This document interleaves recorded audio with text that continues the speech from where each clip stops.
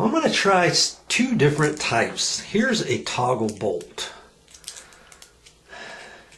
You screw it in like that, and see that pinches together. You don't want that too far. You pinch that together, push that through the wall, and then that pops out like that, and then you screw this in. This is going to be our screw now for our bracket, and we got to hope that it goes through, and it does, just barely. Okay, we have to use that. We can't use our wood screw on that, can we? You know, I don't think a wood screw will fit in here. Yeah, see, this screw's not fitting in here. I really don't want to take a chance on stripping that out. I mean, if you're really energetic, I guess you could drill and ream that hole out a little bit and get this wood screw to work in a sheet metal hole. But I'm not gonna do that.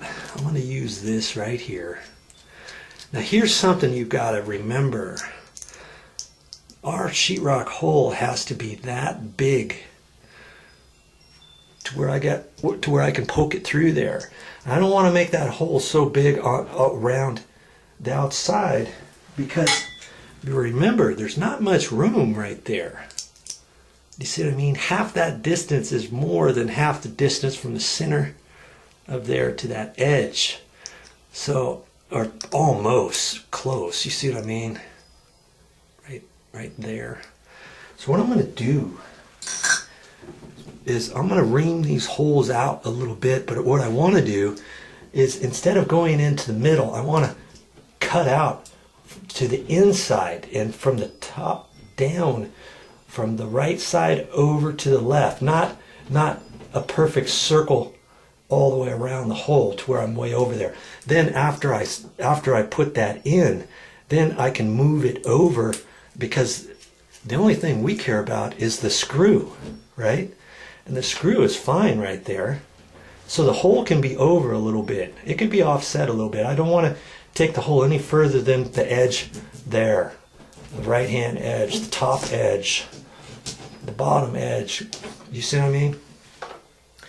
And here's the thing. I only have 3 of these toggles for this whole job. I'm trying to use what I've got here. I've got 3 toggles, and what else do you suppose I'm going to use? Kaboom. Drywall easy anchors. This says 75 pounds holding load. Now see, the threads are pretty big, so I can use that, and I can thread it right in this hole here. Okay, and I've got 4 of those. Now here's what I'm going to do. I've got 3 of these. Obviously, all your holding power on this, when you're pulling straight out, you're going to have a tendency of pulling from the top edge down like that, okay, as you're getting up off the toilet. We know that. We don't have much holding power at the bottom, do we? I mean, most of it is up at the top screw and the right hand screw. This side over here is going to be the top screw, right? So on those 3, I'm going to put the toggles. I'm going to have a toggle there, there, and over there.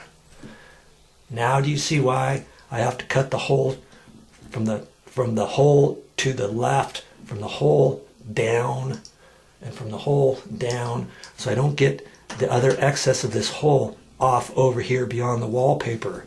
And that goes for sheetrock too. If you do get into a pickle, and if the hole is a little bit over, and if you have sheetrock, then you could caulk this, but I don't want to do all that around this wallpaper.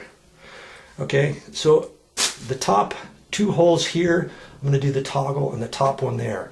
These bottom ones, I'm going to go with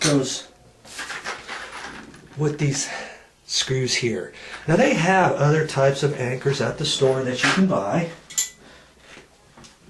That you have a plastic, let's see, you've got kind of a plastic base, and then when it goes in far enough and you get ready to tighten it, there's a wing on here that flops over, there's a wing over here, it flops over, and then you screw that in, and it kind of acts like a toggle on the back side. They've got those. There's all kinds of different types of attachments they have at the store, okay? So look for them and make your decisions.